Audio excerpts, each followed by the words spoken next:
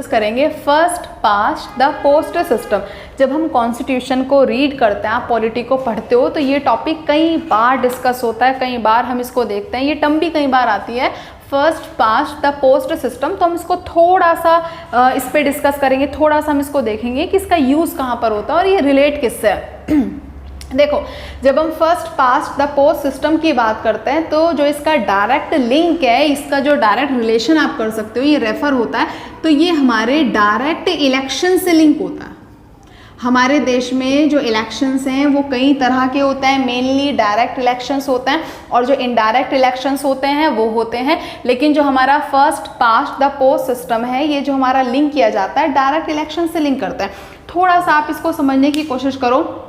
जब हम first past the post system की बात करते हैं तो हम अगर इसको बिल्कुल एक सरल भाषा में कहें तो इसका मीनिंग है कि सब में आगे निकलने की व्यवस्था। ये एक तरीके से प्रणाली है चुनाव की जिसमें हम सबसे आगे निकलने की व्यवस्था को जोड़ते हैं, या फिर आप कहें जो सबसे पहले आएगा उसी को रूल करने का मौका मिलेगा। सरल बहुमत प्रणाली, वो भी इसी को कहा जाता है। अब जो हमारे इलेक्शंस हैं और जो हमारा first past the post system है, ये कई चुनाव में यूज़ होता है। मेनली जो हमारे लोकसभा के इलेक्शंस होते हैं, असेंबलीज़ के इलेक्शंस होते हैं, ठीक है, लेजिस्लेटिव असेंबली यानी कि जो स्टेट की विधानसभा है उनके इलेक्शन में प्रणाली यूज़ होती है। इसके अलावा जो आपके पंचायत के इलेक्शंस हैं, म्यूनसिपाल्टीज़ के इलेक्शंस हैं, तो उन सब इलेक्शंस में जो हमारी ये मैथड है जिसको हम शॉर्ट में FPTP भी बोल देते हैं, ये इस्तेमाल किया जाता है। अब इसको आप एक छोटे से एग्जाम्पल के थ्रू अगर आप इसको समझो कि जब हम first past the post system की बात करते हैं, जैसा भी हमने पहले भी डिस्कस किया, तो अगर हम एग्जैक्ट बिल्कुल सरल भाषा में कहें तो इस सरल भाषा में ये सरल बहुमत चुनाव प्रणाली है जिसमें व्यक्ति सबसे आगे निकलने की जो एक होड़ है उसको रखता है और बहुमत के आधार पर उम्मीदवार जीतता है और उसको रूल करने का अवसर मिलता है। एक छोटे से एग्जाम्पल से अगर हम देखें, किसी स्टेट के जो नॉर्मल विधानसभा के इलेक्शंस हैं आप वो भी देखो,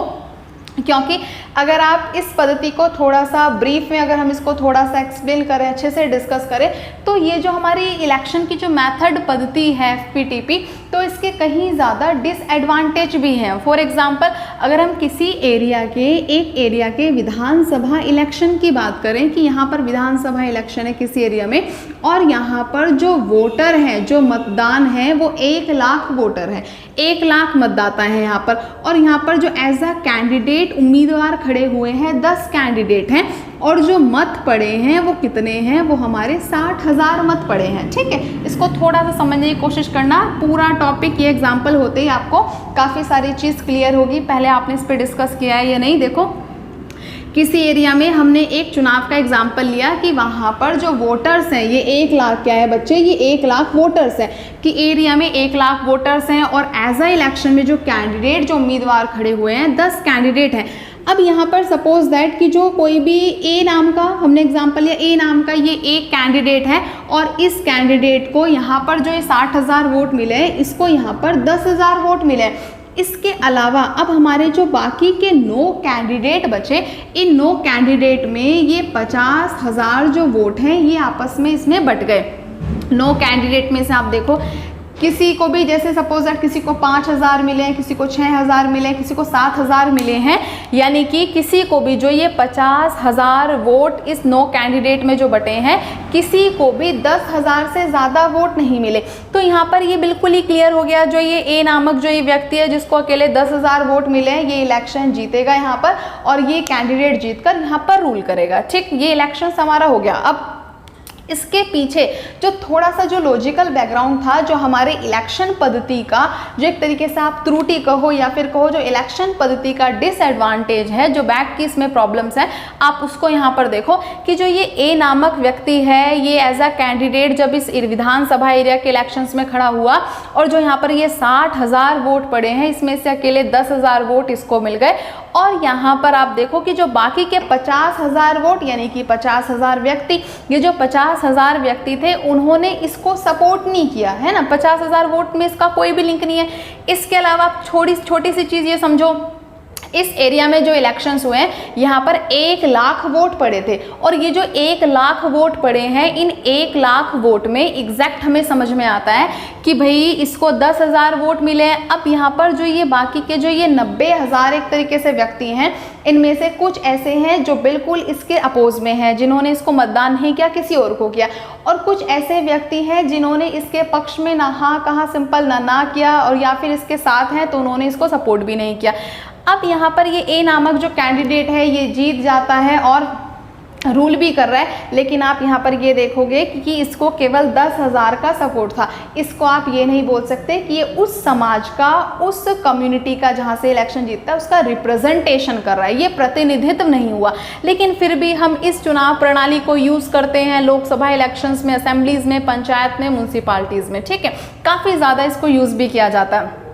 अब हमारे देश में इलेक्शन कई तरह से होते हैं। इसके अलावा इलेक्शन की हमारे पास एक और पद्धति है प्रोपोर्शनल रिप्रेजेंटेशन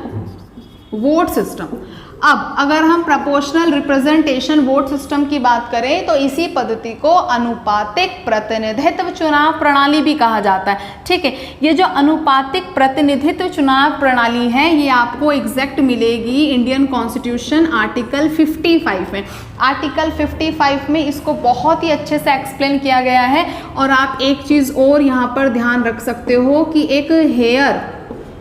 हेयर नामक जो एक व्यक्ति हैं उनके द्वारा इस पद्धति को रखा गया जो हमारी अनुपातिक प्रतिनिधित्व चुनाव प्रणाली है। अनुपातिक प्रतिनिधित्व चुनाव प्रणाली भी कहीं ज़्यादा यूज़ की जाती है, इसको भी हम इलेक्शंस में यूज़ करते हैं। और इस पद्धति को भी 2 तरह से यूज़ किया जाता है। एक तो है इसका लिस्ट सिस्टम।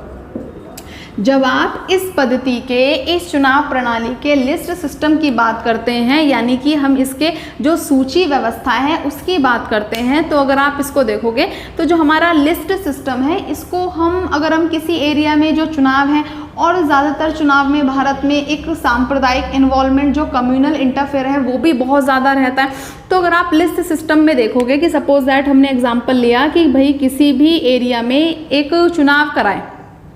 और उस एरिया में जो हमने चुनाव कराए ये लिस्ट सिस्टम से कराए हैं, ठीक है, जो प्रोपोर्शनल रिप्रेजेंटेशन वोट सिस्टम है उसी का आप एक इसको पार्ट समझ सकते हो, उसी का मेथड देख सकते हो एक,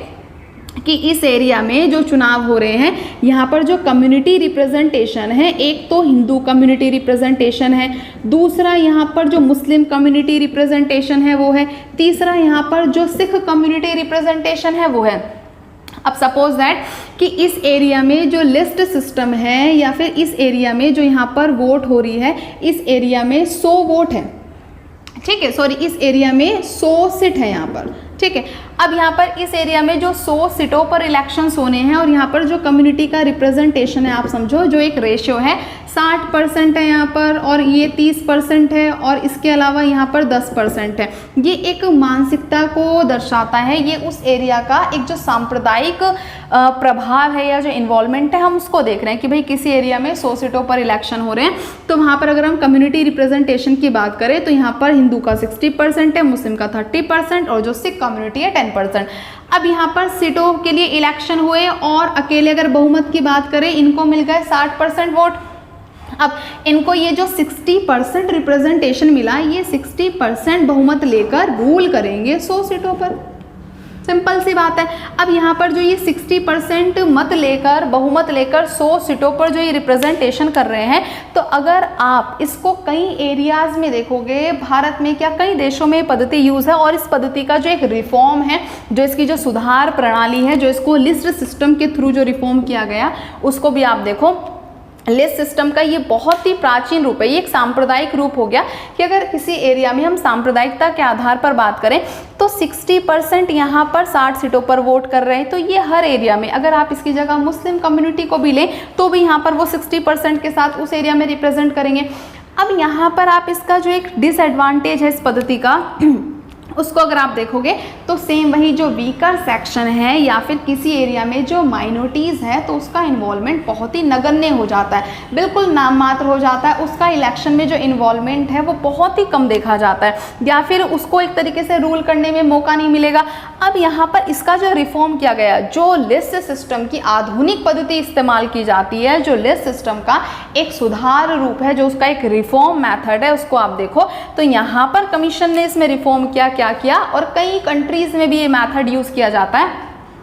कि भाई किसी एरिया में इलेक्शन होने हैं और उस एरिया में जो इलेक्शंस होने हैं वो 100 सीटों पर इलेक्शन होने हैं। 100 सीट है वहाँ पर। इसका जो रिफॉर्म सिस्टम है हम उसको डिस्कस करेंगे कि किसी एरिया में इलेक्शंस होने हैं और जो इलेक्शंस होने हैं वो 100 सीटों पर होने हैं। इन 100 सीटों को अगर हम कम्युनिटी के आधार पर देखें कि भाई वहाँ पर जो हिंदू कम्युनिटी है सेम वही उसका 60% रेशियो है और जो मुस्लिम कम्युनिटी है सेम वही उसका 30% रेशियो है। 100 सीटों के आधार पर आंकड़े को हमने डिवाइड किया है ये, और यहाँ पर 10% इनका है।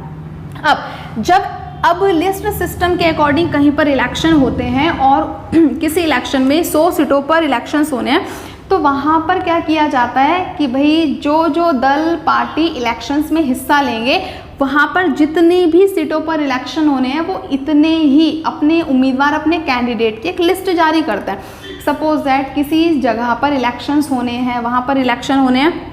और वहाँ पर अगर कई सारे जो पार्टी हैं, दल हैं, वो हिस्सा ले रहे हैं और वहाँ पर क्या होगा कि जितने भी दल पार्टी हैं वो अपने उतने ही कैंडिडेट की लिस्ट जारी करेंगे। हिंदू हैं तो वो 1 से लेकर 100 तक की लिस्ट जारी करेंगे व्यक्तियों के नाम की, मुस्लिम हैं वो 1 से 100 तक, जितनी भी पार्टी होंगी वो सब उतने ही व्यक्तियों की सूची जारी करेंगे जितनी सीटों पर इलेक्शंस होने। अब यहाँ पर क्या होगा, जब रिफॉर्म प्रणाली के अंतर्गत जब वोटिंग होगी, जब कोई भी आम व्यक्ति मतदाता वोट देने जाएगा तो उस एरिया में वहाँ पर किसी व्यक्ति विशेष का नाम नहीं होगा। जब अब वह मतदान जो करेगा वहाँ पर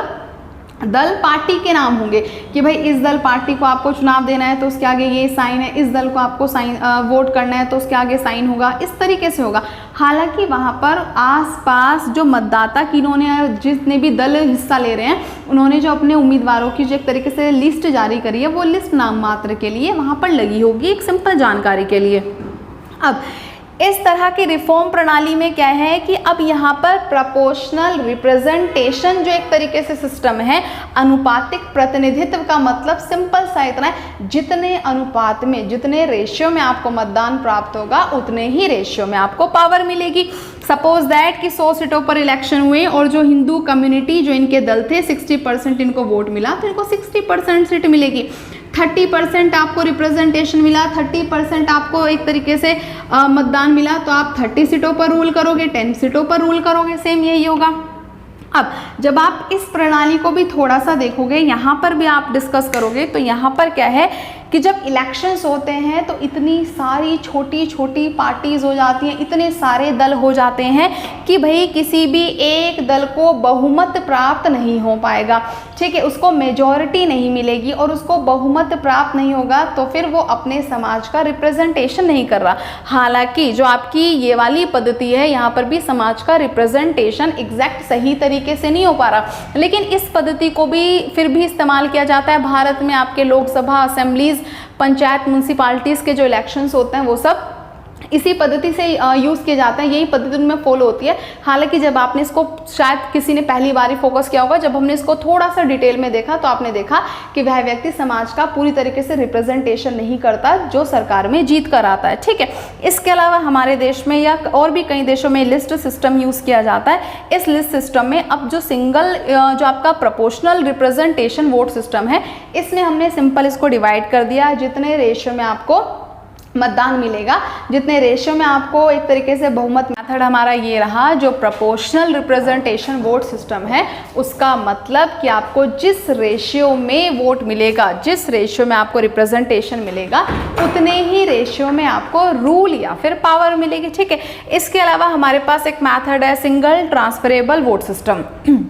देखो हमारे देश में जितने भी मेन इलेक्शंस हो गए या जितने भी आप समझो कि बहुत ही ज़्यादा वैल्यूएबल या जितने भी प्रमुख इलेक्शंस हैं, लाइक प्रेसिडेंट इलेक्शन हो गया, वाइस प्रेसिडेंट इलेक्शन हो गया, उसमें हम इन मेथड को यूज़ नहीं करते। पहला रीज़न तो ये है, ये देश का सबसे बड़ा चुनाव है और राष्ट्रपति ये एक सिंगल व्यक्ति का मतदान है, या फिर एक सिंगल जो हमारी एक, आप ऐसे समझो जो एक सिंगल पोस्ट है, ये हमें उसके लिए एक व्यक्ति को चुनना है और उस पर कि व्यक्ति केवल कुछ मतदान से जीत गया,